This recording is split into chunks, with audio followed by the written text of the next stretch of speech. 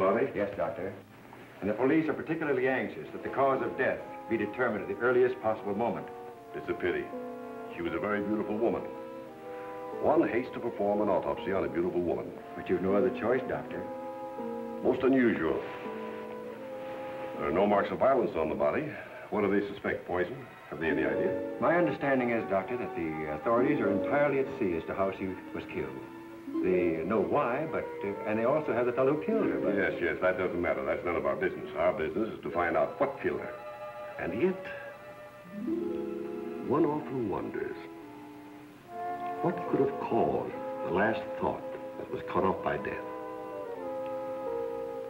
If it was spoken now, what would it be? Yes, you're here. You found me at last. But you know what you killed me. I warn you. Don't come another step. No, don't, please. Don't. No, I told you I didn't want the bandage. Why, Laura? Why are you so opposed to the bandage? Does it remind you of something, perhaps? What do you mean? Oh, nothing, Laura, nothing. Now, won't you lie down again and let me complete the examination? You're a sick girl, you know, in a highly nervous condition. I want to know what you meant by saying the bandage reminded me of something. If you don't know, how should I? You don't fool me for a minute, Doctor. I know how you feel about me. Do you, Laura? Then I wish you'd tell me, for I don't know. I don't know how I feel about you at all. You're clever, Doctor. But I'm wise to you and that fool of a son of yours. How long have you been married to Walt now? Too long. And why don't you give him his divorce? He's asked you often enough. I'll give him a divorce when I'm good and ready. I see. I'm not afraid of anything he can do, or you, or anyone else. What's that? Your heart's beating like a trip hammer. I must warn you that this high state of nervous tension... What's that noise?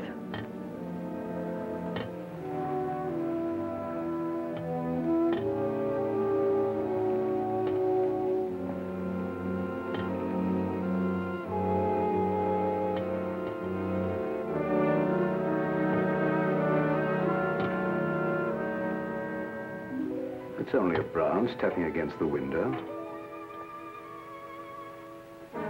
Now, my dear Laura, if you want me to help you, you must tell me what it is you fear. I told you I'm not afraid of anything. I know what's going on here. Someone's trying to scare me out, but it won't work, see? Here I am, and here I'll stay until I rot. I'm afraid there's more truth in that than you suspect. Laura, I must ask you not to cause Father any more trouble. I don't want you threatening him, you hear? You too. You're so cute. I'm sure you want to be alone. You're not going to make him pay for my mistake. What are you going to do about it? I'd like to. You'd like to choke me, wouldn't you, Ward? You haven't got the nerve. Here. This is the only thing you ever gave me. You can have it back. She's right. I gave her this when we were married. It's the only gift that ever passed between us. Ward, what do you propose to do about Laura? What can I do? She won't leave me. She won't give me a divorce. Well, things can't go on this way, you know. Dad, what is the matter with her? What do you think is wrong? I don't know. She wasn't this way until she began getting those letters from abroad, you remember? Yes, it had something to do with those letters. But you would have thought that when they stopped coming, that... What is it, Elizabeth? There's a patient, Doctor, a Mrs. Williams. Williams? That's the name she gave, and she's decked out like she's going to a horse show. I can't see anyone today. Ask her to make another appointment. Dad, please don't let what has happened interfere with your practice. Oh, very well. Send her in a few minutes. Sure, Doctor. Oh, yeah, that Bill Raymond's waiting. Do you want to see him? Who's he? That private cop who's always hanging around just hoping somebody gets murdered. Oh, yes. He's probably come for his check. Take care of it, will you, Ward? Yes. Elizabeth, Yes. this for you. Gee. Thanks, Mr. Roy. But this belongs to Mrs. Van E, doesn't it? Not anymore. It's all yours. She won't get sore, will she? I don't want to have any trouble with her. You know how she is. I know. We all know Elizabeth. And I want to thank you for your patience. Run along now, Lilibet. Yes, Doctor.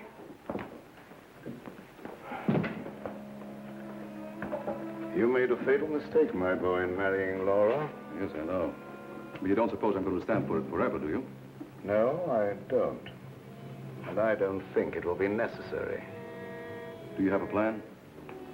I think it'll be better if you leave everything to me. From the day a mysterious caller came to see Dr. Van E. Oh, yes, I remember now, Mrs. Williams. I spoke to you this morning on the telephone. I'm sorry, but I can't tell you any more now than I told you then. Oh, naturally, Doctor. I did not mean to imply that there were any abnormal goings-on here. I assure you that is not, Mrs. Williams, nor will there be. Nevertheless, Doctor, the way you were described to me and the way your place was described to me, I am certain that I am in the right place. May I ask from whom you obtained these descriptions? From a friend, Doctor. A mutual friend. Lily Beth, the woman I love. Can't we be friends? Stop tracking your big flat feet after me wherever I go. I've got things to do. Oh, gee, it's wonderful just to see you around, busying yourself, the little housewife. I never knew the cop who didn't love to stand around and watch other people work. Mrs. Williams, it's obvious from your conversation that you've come into possession of certain facts concerning my past. I know of only one person who could have given you that information, and it was my belief, yes, even my hope, that person was dead. But let me say that even if that person were alive, I should not submit to blackmail from you or from anyone else. You show great courage, Doctor, for one in your unusual position. There has been no question of blackmail. I came here seeking your cooperation, which you have refused to give. So, let us call the matter closed. Thank you. Au revoir, Doctor.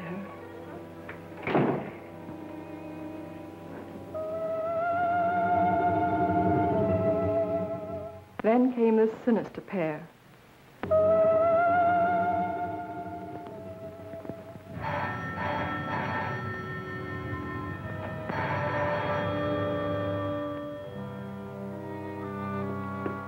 My little guardian of the doorbell. If you had waited another second, Inigo and I should have kicked the door in. Yes, sir. Sir, there is an air of inquiry about you that immediately offends my deepest nature. There is something suggesting Scotland Yard, the French Sûreté, the Italian Carabinieri, the Turkish Polizei, and other minions of the law. Short, sir, I think you're a cop. Yeah, how'd you know? I believe I'm in the home of Dr. Joseph Van E. Yes, sir. I mean, sirs. Oh, do not be polite to Inigo. He's only offended by it. Run along, Inigo. Make yourself at home. We got a nice tree in the yard, but it ain't got no coconuts.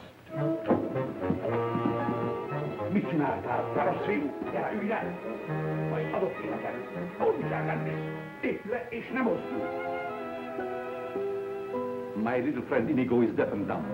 He cannot hear and he cannot speak. But he reads the lips. And I would advise you to say nothing to annoy him. His temper is short, indeed. This, I presume, is Dr. Van E's private office. Yes, sir. But I really should announce you. My dear girl, if I allowed myself to be announced, I doubt I would be received anywhere. I'm sorry, really I am, but the doctor won't see anybody without an appointment. Appointment? I have had an appointment with him these 20 years. He will see me. Doctor, someone's coming! My dear doctor, truthfully can it be said that your house is your castle, protected by your countless slaves? So it is you, Leonard. I was warned you might appear like one of your own illusions out of nowhere. My dear Joseph, You have not changed a bit. Have you met my friend, Mr. Raymond? Raymond? Oh, Raymond. No doubt a relative of the great magician of the same name. Mr. Raymond is our private patrol officer. He keeps an eye on the premises for us. And other comings and goings. A very good idea, my dear Joseph, to have a private bodyguard at your beck and call. Well, you fellas are old friends, I can see that. Oh, yes. Old friends. Well, then maybe you'd like to be alone to talk over old times. A very good suggestion. Thank you, Mr. Raymond. I won't be far away, Doc. Well, so long, Mr. Leonide. Don't pull any more little men out of your hat. Well, Leonard, what brings you to me after all this time? The long arm of coincidence, my dear Joseph. Simply the long arm of coincidence. Aren't you glad to see me again? No, I can't say that I am. You with your foreign background and I, what have we two in common?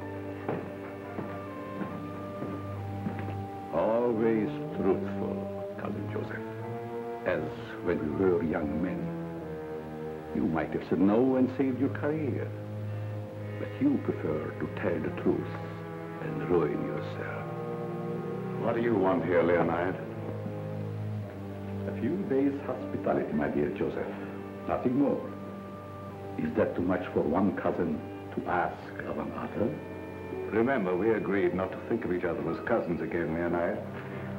Bygones, my dear Joseph. And I'm willing to forget.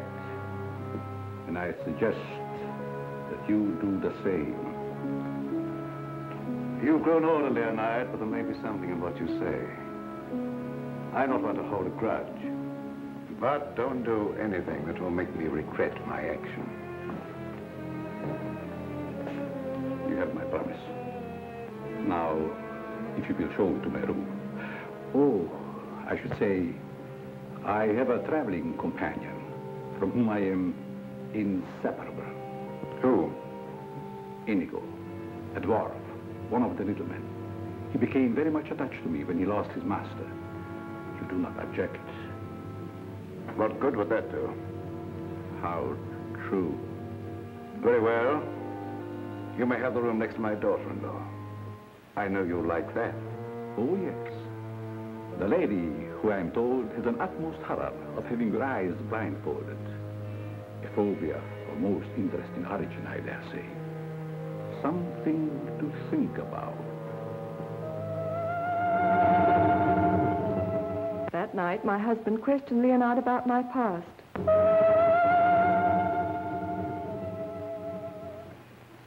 Cousin Leo. Oh, my dear Ward. How flattering that you remember me. Well, how could I ever forget you? What are you doing here? A chance visitor, my boy. I wanted to see the old homestead again. You've seen Father? Yes, and he received me with open arms, in a manner of speaking. I don't mind telling you, you came at a very bad time. We're having some trouble. My boy, Trouble and I are like this. I presume you refer to the charming lady in the room next to mine, your wife, I believe.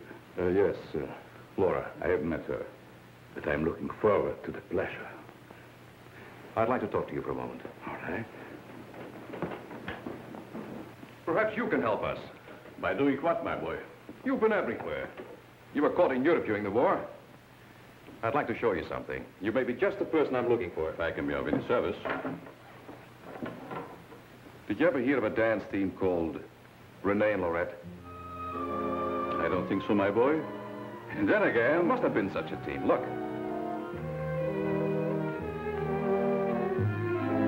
Renee and Lorette. The dance of the green mask in the green room in Paris. The green room. Yes? Oh, the face of the man does seem slightly familiar. May I ask, where you got this photograph? The maid, Lilibet, found it in Laura's room and turned it over to me. Oh, then, my boy, I'm afraid I can't help you. I played the green room on several occasions, but never with these people. In fact, I don't seem to remember them at all. And I appeared in many clubs during the occupation. I'm sure the girl behind the green mask in this picture is Laura. How can you be sure? Who can ever be sure what's behind the mask? If the people in this photograph could suddenly come to life. I'd like to know who the man is. It can be anyone, my friend. Anyone. In this makeup, it might be even I. I wish you wouldn't joke about it. This is very serious. Of course. But let us say you found out who the man in the photograph is. What then? I have an idea that if the man in this picture were to show up, I'd find out I wasn't married to Laura at all. Think over what I've asked you. It'll be to your advantage. Certainly, my boy. I will give it every consideration. And perhaps something will occur. Who knows? Don't you want to leave the photograph with me for my further study? It might be the very incentive that my memory needs. No, thanks. I'll keep it. As you wish.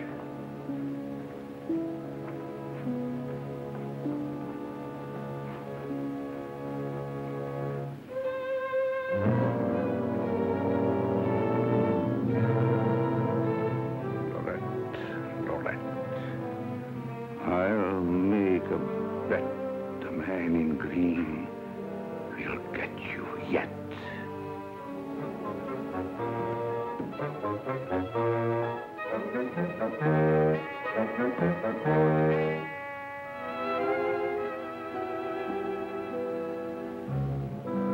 Here you go.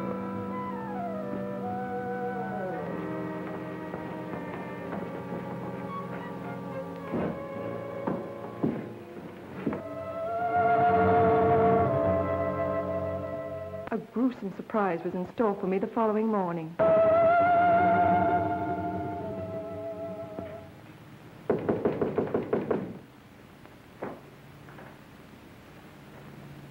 Who is it?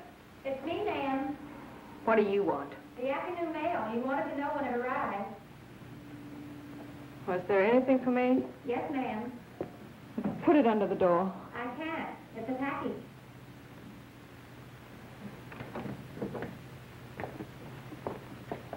What's in it?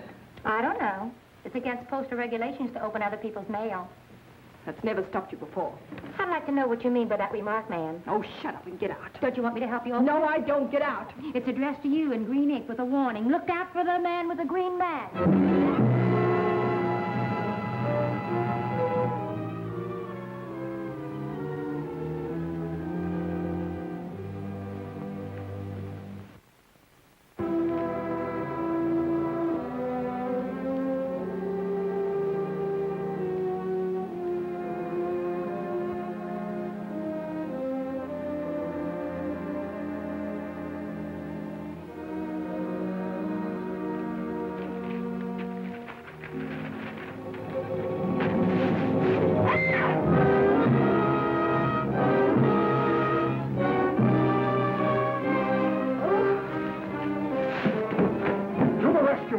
Who done it? Which way did he go? Get out. Get out. I just heard you yell. I was hoping it was a murder at least. Get out. I tell you, you have no business here. Well, but you don't understand. I'm supposed to be here. That's what I'm being paid for. Paid? Yeah. You see, I'm Bill Raymond, private cop in this neck of the woods. I was hoping we'd have a little murder or something happen around here so as I could solve it and get my old job back at Sentinel Homicide. Nothing personal, of course. Who told you to say these things to me? Well, nobody said nothing to me. I was just waiting around outside to see Dr. Van Nee, and I heard you yell. So you're a friend of that crazy doctor and his son. Crazy? I wouldn't exactly say that, ma'am. The doc's a pretty good egg. You wouldn't want anyone to say you was crazy, even if you... You can go back and tell them I'm not afraid of being murdered by you or them or anyone else. No, I don't guess you are, ma'am. Still and all, if you was to get murdered and I was to find out who done it, it'd be kind of a break for me. That don't be kosher. I wouldn't say that to you, lady, even if I knew what it meant. Now will you get out? All right. I can take a hint. I to the bedroom companion you've got there. Get out. I'll go, but don't think I'll come running next time you yell. I'll know it's a fake.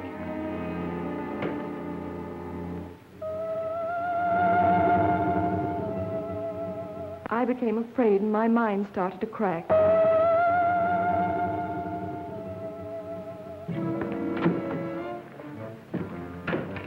Lilybeth, my melancholy baby, where are you? Where'd you get that box? I don't know what you're talking about. You lying little snoop going through my things. What'd you do with the picture? Where is it? I didn't see it. That's the last time you put your hands on me. I'll give you one more chance, and then I told you I don't know what a picture is, and I don't know what you're talking about. It's been you all the time going through my things, opening my mail, rapping on my door at night. Now you're blaming me. I've never touched anything of yours. You've got my robe on now. Where'd you get that? I was just trying it on. Mr. Ward gave it to me. He said you didn't want it anymore. I'll tell you when there's something I don't want. Oh, shut up. It's only a dummy. A dummy? Where'd you get that thing? I suppose you're going to tell me you don't know anything about that either. Oh, I bet it was in the box. In the box I brought up for you, that's what. There were no stamps on it. How did it get in the mail? I don't know. The doorbell rang, and I thought it was a mailman. I opened the door, and it was sitting there on the stoop. You're lying. No, I'm not. I don't mind telling a lie now and then, but I'm not lying now, honest. You're trying to scare me out. I'm not leaving. No, but I am. You come here. You and Mr. Ward are pretty thick, aren't you? Thick? Yes, thick like your head. He's fallen in love with someone else. Who is she? I don't know. It's not me. I know it isn't you. I know all the signs. He's fallen in love with some simple-faced man. There's always a way to get even with them. I've got to find that picture. Otherwise, they won't know what he looks like. I've got to send it to the police. He won't dare touch me. Who do you mean, the man in the picture? Have you seen him? Maybe I have, and maybe I haven't. Maybe I saw him go behind the thicket, or through the wall, or under the house. He's here in the house? Yes. I let him in. I let him in. He was waiting outside to get you, Miss Laval. Miss Laval. There's nothing safe from your prying eyes, is there? You think you know everything, don't you? I know why you're afraid, and I know what you've done. No, I'm not so thick. I'm not as thick as you think I am, Miss Laval. That head's supposed to be you, kind of a calling card. I'll remind you that... Why, you...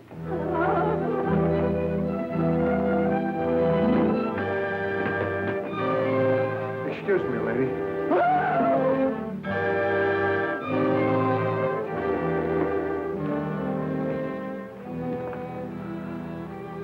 Oh, I'm afraid. I'm afraid. Where are you hiding?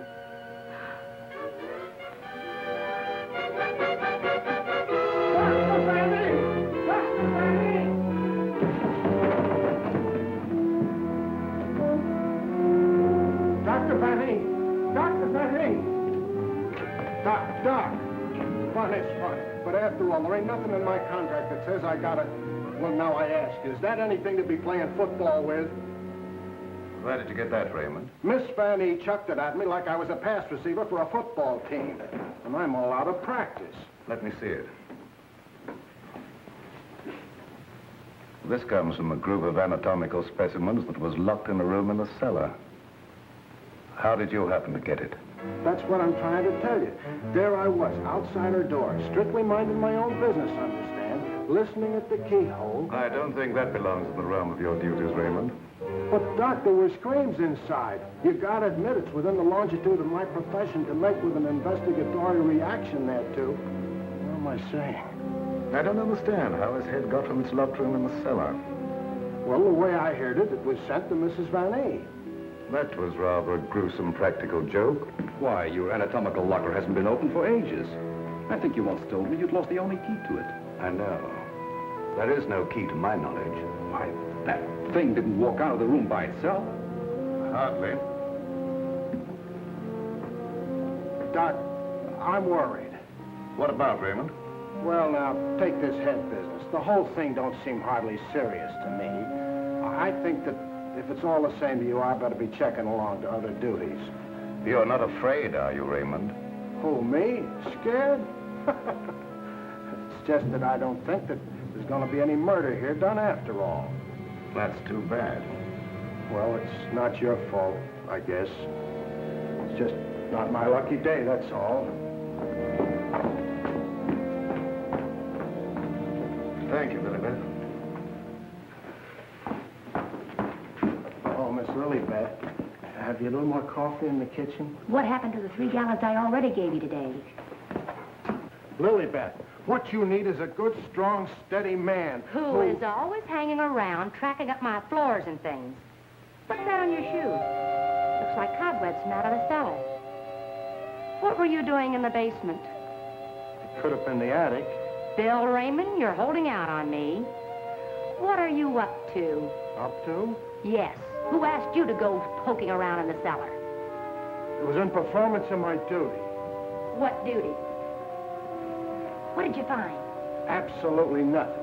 That's what makes me so disgusted. Too bad about you.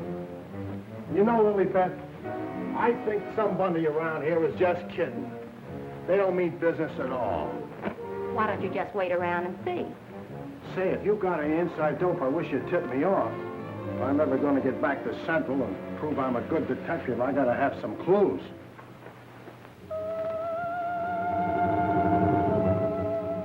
Yes, I was scared. Scared of my life. I expected big things of that ghoulish-looking guy, but he ain't delivered neither. I should say, in a way, you were entitled to expect big things from him. Leo was once confined in this house when it was an institution for the insane. Nerves, you know. Do tell. Well, then, he must know his way around the place, huh?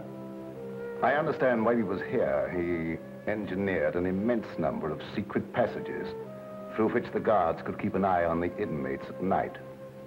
Finally, he took one of these passages into the outside world, and we heard later he'd been seen in Europe. Ah, Europe. That's where history's being made today. Gee, I'd love to travel and... Well, perhaps you'll have an opportunity someday. Not if something don't happen around here pretty soon to make me famous. That Lilibet. I've been trying to get a cup of coffee off of her all day. She don't care what happens to my metabolism. Metabolism. That's a good word. I wonder what it means.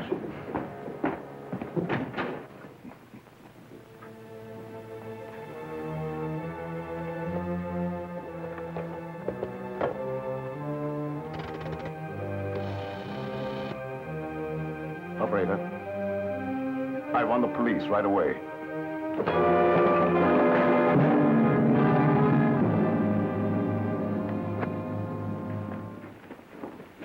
Stop crowding me.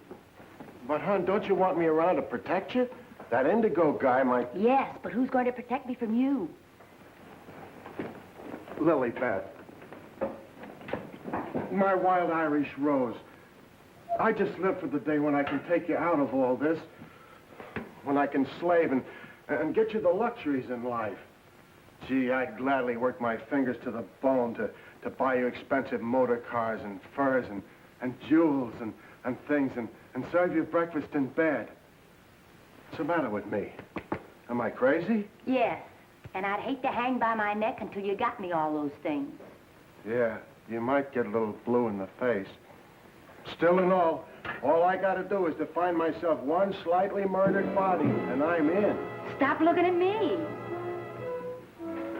Oh, Lilibet, sometimes I think I'm not getting anywheres with you. What do you think? I think you've got a good idea there. All right, all right. You'll be sorry someday when you see my picture in the paper. Wait and see. Hey, Lilibet, why don't you answer the doorbell? Maybe that indigo guy wants in.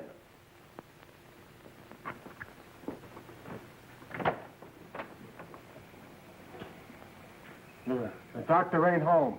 You'll have to call some other time. Don't be silly. Don't say I didn't tell you. Close the door on your way out. Hey, wait a minute. Well, if it isn't Bull Raymond. Shh, Terry. You trying to ruin me? Ruin him. Come here, Bull.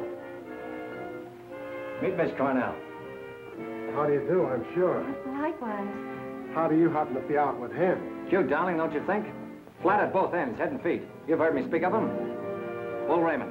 Bill Raymond, if you please. Mr. Terry Lee, you so-called reporter. How do you happen to be out with a dish like this? Jane Cornell. Good for dull days in a man's life. Mr. Raymond. Oh, yeah, I remember. Terry told me about the time you shot up the dressmaker's dummy. Huh? Yeah, he said you closed in on what you thought was a murderer, but it turned out to be the dressmaker's dummy, and you shot it full of holes so the real murderer got away. My pal. So this is where you've been hiding after they kicked you out for that fiasco, huh, Bull? Bill, I mean? What are you doing here? Can't a man rehabilitate himself in peace? Here I come, looking for an honest crime around here so I can solve it and get myself back to Central. And you come along and... Where's the body, Bull? Bill? There ain't no body. That's the trouble. No, let's keep it friendly. Friendly? What do you mean? Let's have it. Who killed who and why? Are you kidding? Did somebody get knocked off around here? Look, I don't like to be kidded either. Where is it hidden, Sherlock? Oh, Terry, you've been on the police beat so long that... Now, listen, Bill, you know me well enough to know I wouldn't come out here just for the ride. Not when I could be, It just so happens there was a call to the police. Came from out here. And I happened to be there when it came through. Miss Cornell happens to be the operator. So she tipped me off. Told me the line had gone dead. So I smelled the story, and here I am for an exclusive. You see what I mean? What's in that? Well, that's the doctor's consulting room, but there ain't nobody in there. I've been standing here for quite a spell. Open it up. Let's take a look. That's funny. The lights in here ain't almost never out. In you go. Never do that. I could get killed that way. Is that bad? Oh, so nothing's happened around here, huh? It's busted.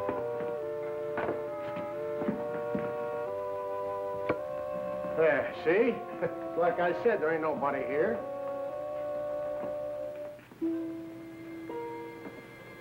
Hey, cut it out, will you? You're making me dizzy. Well, sure, somebody stumbled over it and pulled it out of the wall. Could happen anywhere.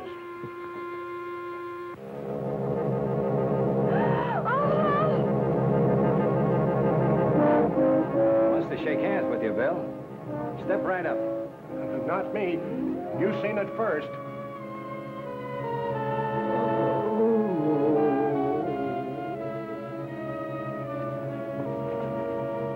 Doc!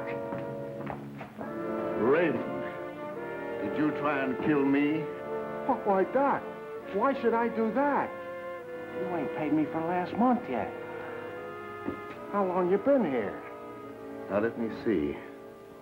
I was going to make a telephone call when... Somebody conked you, huh, Doctor? Then rip the telephone wire out? Yes, I imagine that is about what happened. Who are these people? Well, they're all right, Doc. This is Terry Lee and Miss Cornell from the Times. We don't want any reporters here. Nothing's happened. Look, Doctor, nobody ever wants reporters, but then something happens, and there they are. But nothing has happened. I fell and hurt my head. Oh, I see. Then you got up again, put yourself on the table, and got all nice and pretty in that shroud there. You won't get any story here. And now, if you'll excuse me, I have some work to do. Doctor, do you mind if we stick around for a while, seeing that nothing's happened? Well, why not? Very well, you may stay for a while, but I warn you, if you make yourselves objectionable in any way, I'll have Raymond throw you out. Well, come on. You heard what the doctor said. He's busy. Get out of the office.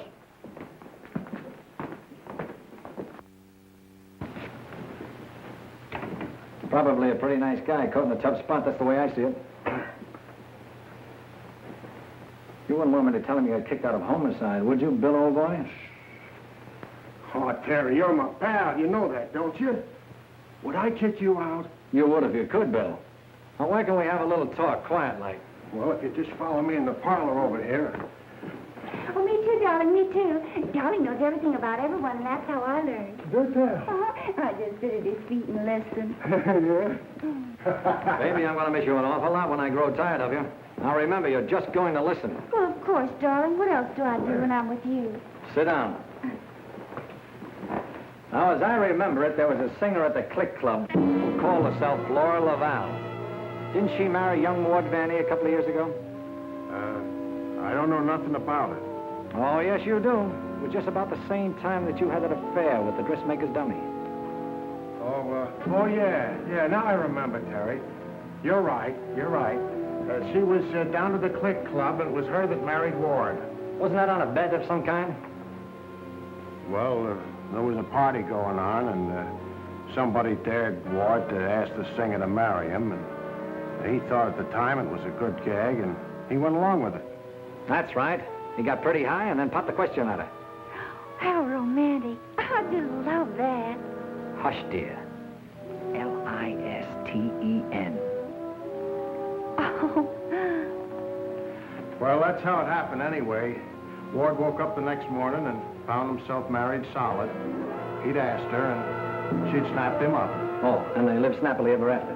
I don't care. I think it was sweet. Darling, couldn't I get you high sometime? Sweetheart, have you ever heard the old saying about little girls? What's that? Little girls should be seen and not heard. Now go on, powder your nose. All right. I think I'll be shoving along, too. Now, wait a minute. We're just getting started. We were talking about a singer who called herself Laura Laval. Pushed her way into this house for good reasons of her own. Gentlemen, I beg your pardon. I must tell you frankly, I have been eavesdropping.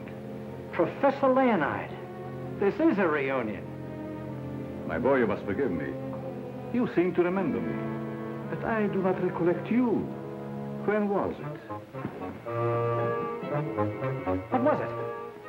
Oh, Professor, it was a long time ago, and I was a kid up in the balcony in Albany. Yes? When you brought down the house with great feats of legerdemain. Oh. You remember, Professor? That was the night that the box office receipts disappeared, just like magic. Part of the act, my boy. Just a part of the act. It's a pleasure to meet one of my youthful admirers. Terry Lee of the Central City Times. Oh, the press? Well, it's nice to have known you. Wait a minute, Professor. What's your hurry? Are you afraid I might bring up the subject of those certain unfortunate recent connections of yours? Shut in the dark, my boy, I'm sure. And I will ignore it. Of course. And this young lady, no doubt a companion of yours. Jane Cornell, my fiancée. Delighted. Likewise, I'm sure. Delightful. And I would suggest to take very good care of her.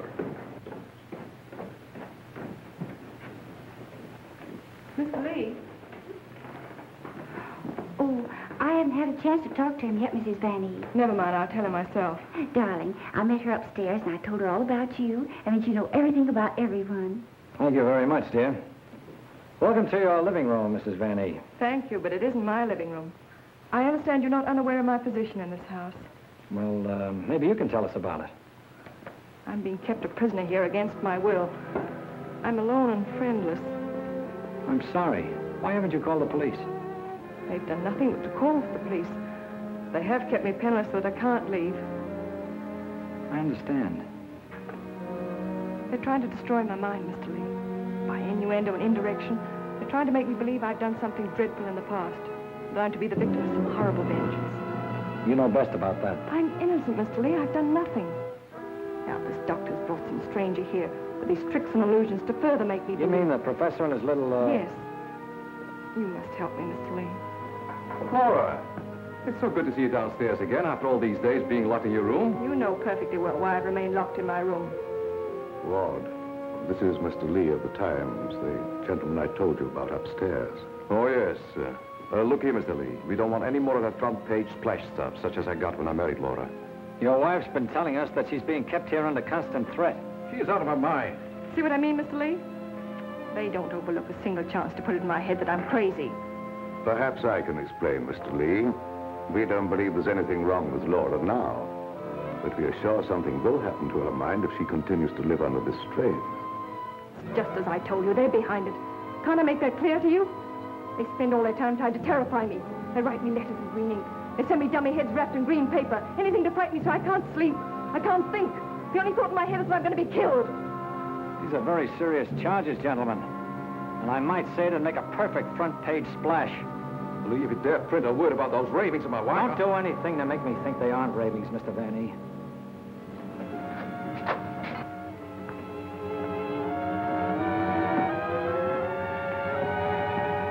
He said to put the blindfold on. and you will know the truth. No!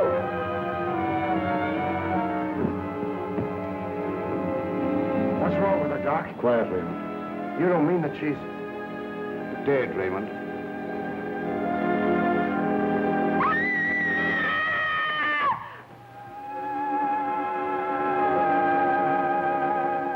Then I knew that he was here.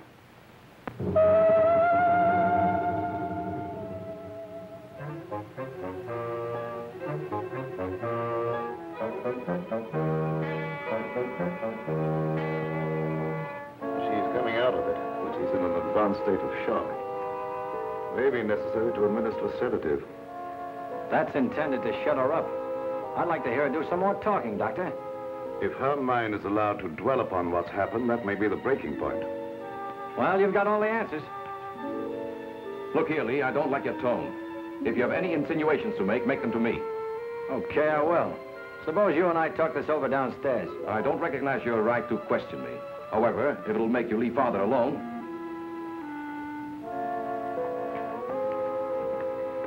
Bill, fix yourself a chair right outside the door and don't leave until I get back. Sure. But what about Lily Beth? Don't she write nothing around here? Now, Lee, first I'd like to see your credentials. You bust in here saying you're a reporter. That's the old turn the tables gag, Vanny, but if it'll make you any happier, take a look. All right, you're a reporter. But I still don't understand how you and the young lady got the news about our troubles. Do you really believe that story, Lee? Do you in your right senses really believe that we are keeping Laura a prisoner here? That's what the lady says. She said that... Nonsense. Nothing would please me more than if she got out. Look, I don't get any of this stuff, Vanny, but there's a tricky deal going on around here, and I intend to sit in on it. Too bad I can't flash the city desk to make ready for a front-page replay. Yes, isn't it? Either your wife is the victim of a well-plotted program of persecution calculated to drive her insane, or she's the witch you say she is. You're the fellow with the nose for news. What does it tell you? It tells me that right now I'd like to know where your disappearing relative is.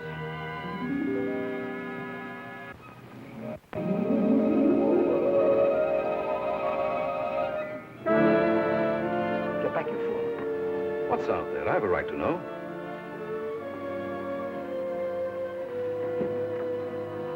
Don't see anything. What was it? It isn't possible. It isn't possible, of course. What do you see out there, Lee? I've had enough of this. Come on. Are you nervous, Miss Cornell? Oh, no. I think it's very exciting.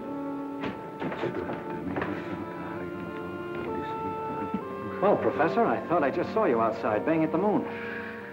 You disturbed her sleep. Poor child. Where have you been? How will you start acting normally for a change? You're bringing suspicion upon all of us. I, my boy? What have I done? Suppose you tell us. Has no one arranged to silence you yet, Mr. Lee? What a pity. I don't silence very easy, Professor, and it'd take a lot more than what you've done to her. Do you suggest that I had a hand in that poor girl's unfortunate demise? Why don't you behave yourself, Professor? Mr. Van E here has the right idea. You're just gumming up the works. I did my humble best. Who are you working for? What do you expect to get out of it? I'm charging a debt, Mr. Lee. A debt contracted many years ago. Now, are you any wiser than you were a moment ago? No, but I'm beginning to get a general idea. By the way, how's that little girl of yours? I hope fervently that nothing happened to her. She would look so beautiful lying here. Look, Professor, I may not have been very smart in bringing Miss Cornell here, but if I thought you had any plan to do that... Why do you persist in making me the villain, Mr. Lee?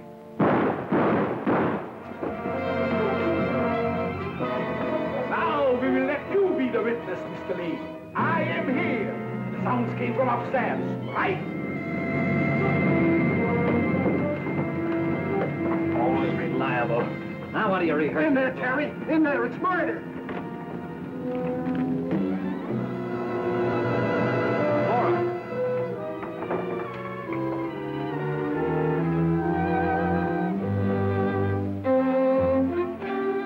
Jenny, wake up!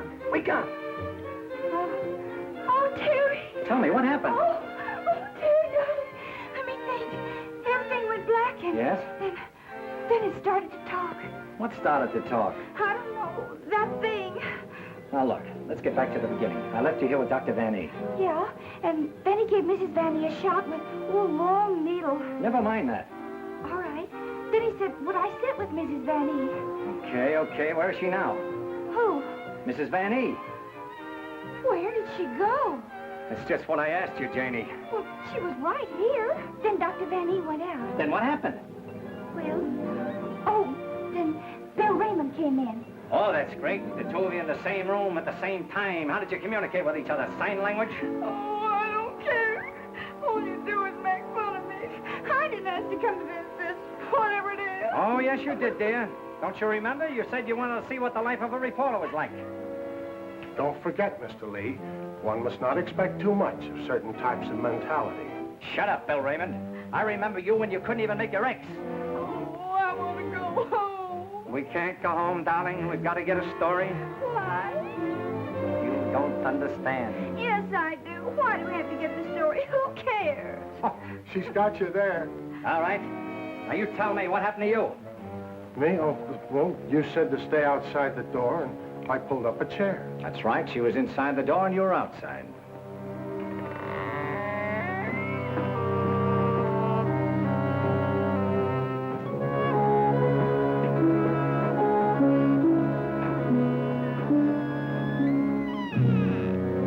Then come that odor of heavenly perfume. That was an lily pad.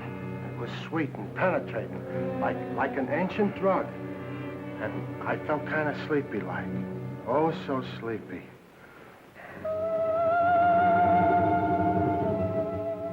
At last, he had me under his power.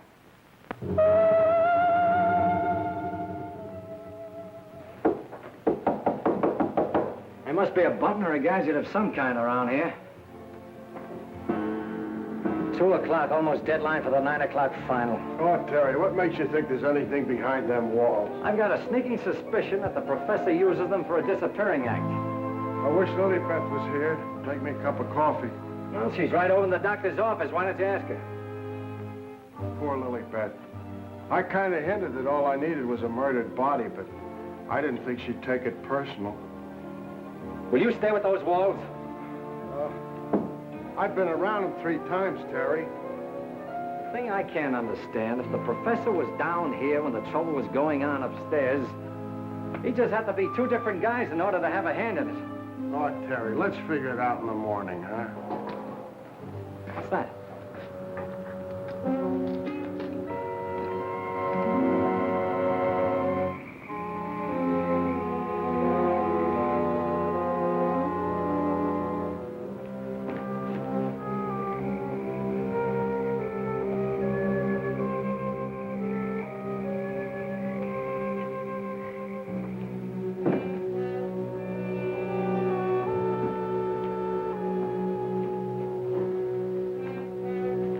Wake up. Either something or somebody opened the front door. Oh, that's the shortest night's sleep I've had in a long time. All right. Now that you're good and rested, let's see if we can understand what happened upstairs. Well, do you think it had something to do with that picture, maybe, that Lilybeth found in Mrs. Van E's room? What picture? Or the one with the couple with the 2 masks, you know, like we found, like that mask. Who has the picture now? Well, young Van E, I guess. That's the point. Where has Mr. Van E been since his wife's disappearance? Well, him and his old man are sleeping good. I guess they got some sense. Oh, no. I've already checked that, and they haven't slept in their beds tonight. Wake up! I refuse to answer on the grounds that my tend to incriminate or degrade me. My unconscious mind. Now, look, Bill, please stay awake for a while. Now, look, tell me, what happened when you smelled that sweet odor in the hall upstairs? No, it smelled lovely. Lovely, that's all I can remember. And Dr. Van E had already left Laura's room, is that right? Yeah, he'd gone out, and he said goodnight, and he had given her some sedative or something that he said would take care of her till morning, and then he went down the hall to his own room. And then you fell asleep? Yeah, no, I just kind of dozed off a little. Like this. Here's your coffee, sir. Harry, that's a dirty trick. Stay on the other side of that window. What for? Take a look. I'm looking. What do you see? Lily Beth! Gee, this ain't natural. Who are you talking to? The woman I love. Poor little angel. Try and speak to me. She can't hear you.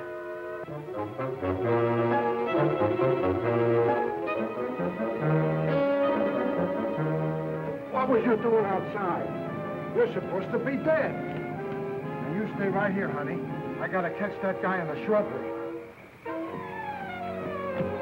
Gee, what are you doing to me, Lily Beth? I got work to do. Lily Beth, be reasonable, will you? If you don't cooperate, I'll never get back to Central. Never mind, Raymond. Take care of Lilybeth. Lilybeth! Yeah, that's who it was. I opened the door and she fell right in my arms. Like she had something special to tell me. You notice that fragrance about her? And to think this wilted flower was once even as you and I. Take her back into Dr. Van E's office. What's she doing wandering around? She's supposed to be a corpse. What happened to that guy outside? Never mind.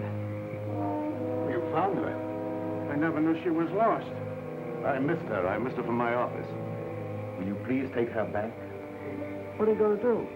Yes, Doctor, and what have you been doing? We've turned this house upside down trying to find you. Hardly that, young man. If you'd done that, you would have found me. Now, Raymond, we can't allow this girl to remain in this condition any longer. But what can you do? She looks like a perfect stiff to me. Bring him into my office. Oh, Doctor, this may not be any news to you, but your daughter-in-law has disappeared. Oh, how dreadful. But let us say somewhat overdue, eh, Mr. Lee? You don't seem very surprised to hear about it. Young man, when you've been devoutly praying for something to happen, you accept your good fortune without question.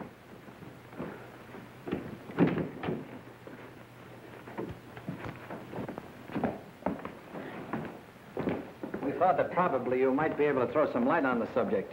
That's right, Raymond. Leave her there. There's absolutely nothing wrong with her. Huh? And you mean I've been pining away for nothing? She was put in a deep hypnotic sleep, that's all. But why? Why, Doc? Who done it? It was done so that she would obey certain orders that were transmitted to her. If that's true, then why did you declare her dead? I had my own good reasons. Would you give me one reason why you like to go around getting hit on the head? That must become a little monotonous. Mr. Lee, are you sure that you saw what you thought you saw? Well, I'm not blind. I might be getting a little dizzy in this madhouse.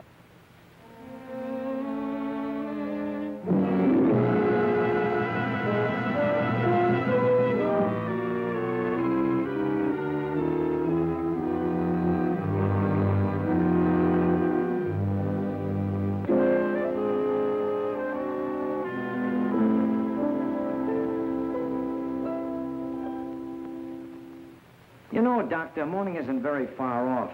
And when the police get here, you've got an awful lot of explaining to do. You're in this up to your neck. By morning, let us hope no explanations will be necessary. Everything will have explained itself. Poor little sleeping beauty. Do you suppose someone thought she looked weak-minded and picked her out to carry out his commands? That's not always the case, Raymond. If Leah and I were here, we could settle this case very quickly. Gentlemen,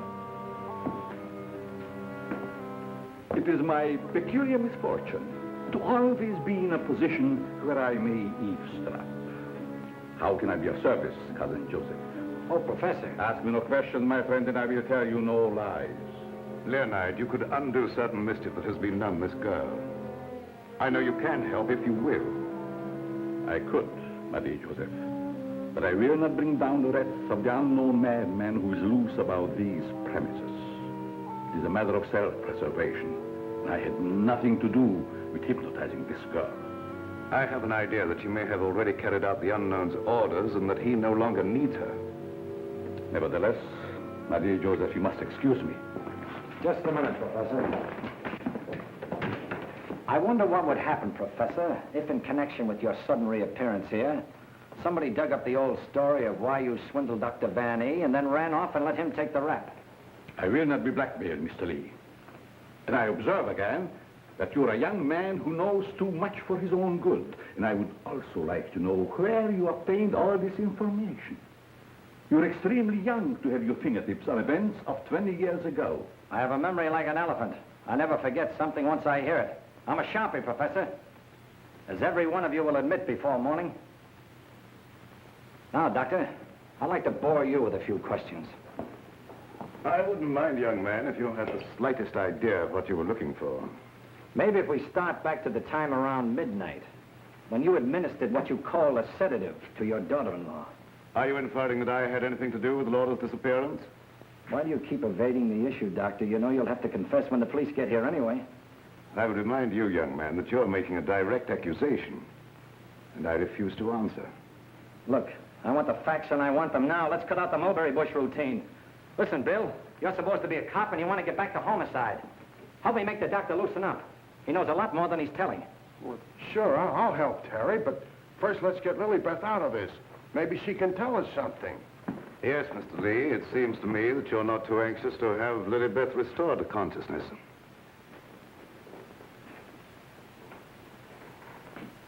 What do you hear, Doc? Her heart's in a very depressed condition. Someone's been giving her orders by mental telepathy. Hey, could I learn to do that? Supposing Lilybeth was in the kitchen, could I telegraph her a wish for a cup of coffee, huh? Perhaps, Raymond, someday when we have a little time, I'll indicate the principles of hypnosis to her. Thanks. Dear Joseph, the principle of hypnosis isn't as simple as you would make them believe. It requires a long and patient study. But I will risk the rest of the unknown. For I see you truly love this child. And for your sake, I shall use my knowledge. Oh, gee, thanks, Professor. You're solid.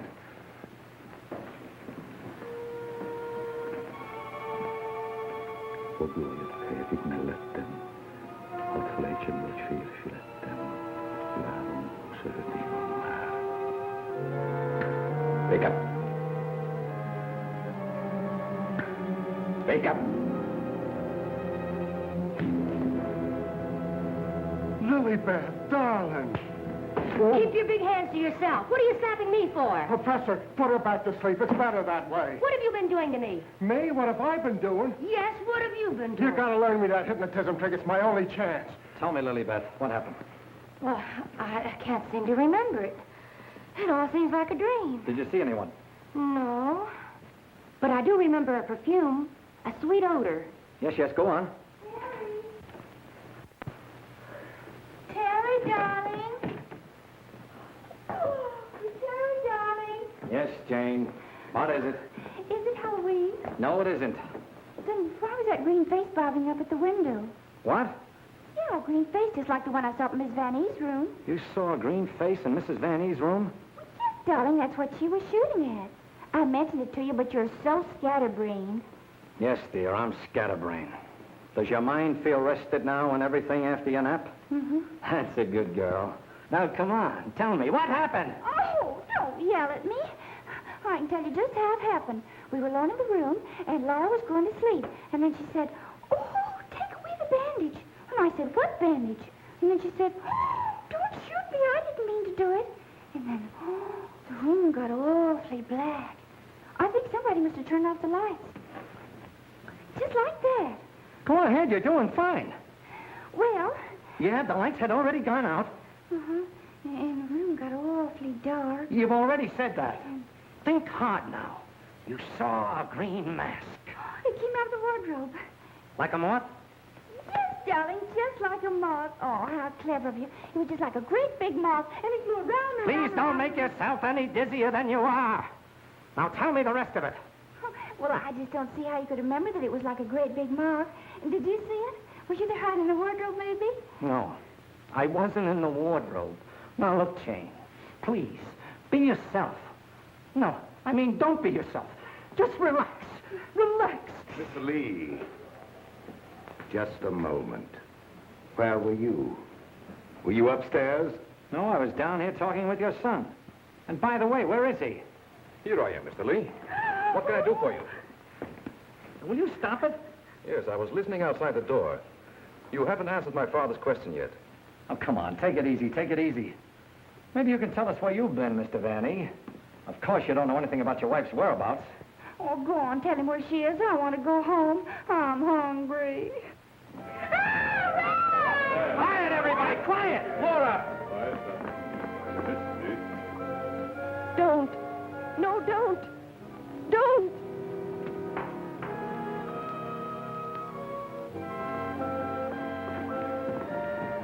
Laura! She's under a hypnotic spell. Ladies and gentlemen, it has been an exciting night, and you all are deserving of some explanation and relaxation for the strange goings-on. The guy who's doing the talking is behind the wall somewheres. Now you're getting smart, Sherlock. We introduce at this time the team of Lorette and Renee as they appeared at the height of their success in the green room of the Paris Creole. Sure, the mask, the picture. Mademoiselle Lorette. Now I know who he is. Mademoiselle Lorette will now put a bandage over her eyes, the better to see the inner truth. Very good, Renee. Very good. Just like the old time. Would any member of the audience like to ask Mademoiselle a question? Come, Mr. Lee. You have been so full of questions up to now. I'm thinking, brother. We cannot keep Mademoiselle too long in this delicate mental balance. She has been under a great strain lately. Then I will ask the questions myself. Yes, Rennie, I'm at your command. Are you afraid now? No, I'm quite safe. Will you tell the truth? Yes. They came to me and said your partner, he of the magic feats and rare impersonations, is a spy. But we can't prove it. We will give you $1,000,000 francs if you, Lorette, bring us that proof. Now we shall know. You gave them the proof they wanted? Yes. They took him away to be killed. Yes. What was he to you, this man you betrayed? This man you sold to the enemy for money? He was my husband. When they told you he was to be executed, you sent this man a gift for his last moment before the firing squad. What was it? It was a green scarf for his eyes. Like the one you're wearing now? Yes. Why did you send it? It was my scarf. I wanted him to know I had betrayed him because I hated him. He was good and kind, but I hated him for the power he had over me. I see. That is your only defense. You hated. You thought they shot him. You escaped to America. You thought you were safe. Then you found out he was alive and wanted revenge. Thank you, Mademoiselle Lorette. You may remove the bandage now. What do you see on the cloth, Mademoiselle? There's a hole in it. Yes. What else, Lorette? What else? There's blood on it. There's blood. I have come back. I am here. And I will have my revenge. No!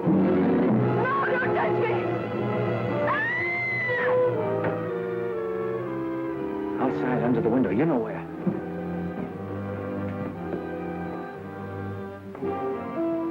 Yes, he had his revenge. She's been living in mortal terror that he'd find her. Just a minute, lady. You ain't going nowheres. Well, if it ain't Mrs. Williams, come along with me. Come on. You want me to slug you? Get inside. Hey, Terry, come here. Get a load of this. There's your man. At last I caught me a murderer. You're wrong. I never laid a hand on her. Renee, my boy, you kept your promise to me. You said you wouldn't touch her. But she's dead, ain't she? And you ain't going nowhere till we find out what killed her. And you, Professor, you know too much for your own good. I'm holding you, too. Now you're getting smart, Bill. Well, Professor, I see you two know each other. Yes. Renee was my assistant. I taught him everything he knows. He went out for himself and became a success. Later, we met in a concentration camp. And here we are. A small world, Mr. Lee. Small world, indeed. Terry, isn't this the place where you get the marriage licenses? No, dear, this is the morgue, the morgue. Oh, darling, you say the cutest thing. The mark. Oh! Never mind, dear. You just stay right here. Nobody will get you. Oh, but... Well, Doctor, got anything to add to my story of the year? Who's this Renee? Renee was a husband. She turned him over for a sum. Figured the Nazis would take care of him, but he had ideas of his own. Look, Doc, was it murder? Do I finally get a break? Was she murdered? We're sending the report to the police. What was it say? Oh, come on, Doctor. Don't hold out on us. I didn't understand it at first, but I do now. There were no marks of violence on the body, and we found no internal disturbances. What does this all add up to, Doctor? Yes, let's have it. She was literally scared to death.